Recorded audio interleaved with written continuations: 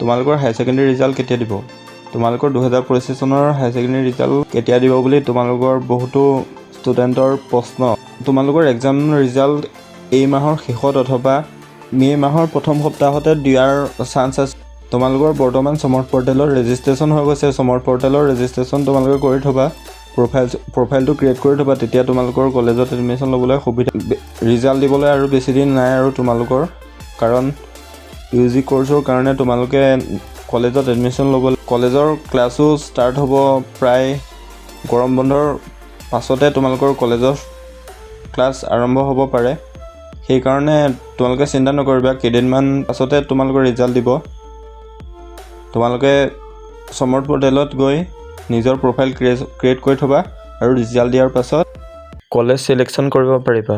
যিখন কলেজত তোমালোকে এডমিশ্যন ল'ম বুলি ভাবিছা সেই কলেজখনত তোমালোকে এপ্লাই কৰি থ'ব পাৰিবা। তোমালোকৰ HSৰ যি পাৰ্চেণ্টেজ হ'ব সেই পাৰ্চেণ্টেজৰ ভিত্তিত তোমালোকে মেৰিট লিষ্ট পাবা। সেই মেৰিট লিষ্টত যদি তোমাৰ নাম আহে তুমি এডমিশ্যন ল'ব পাৰিবা।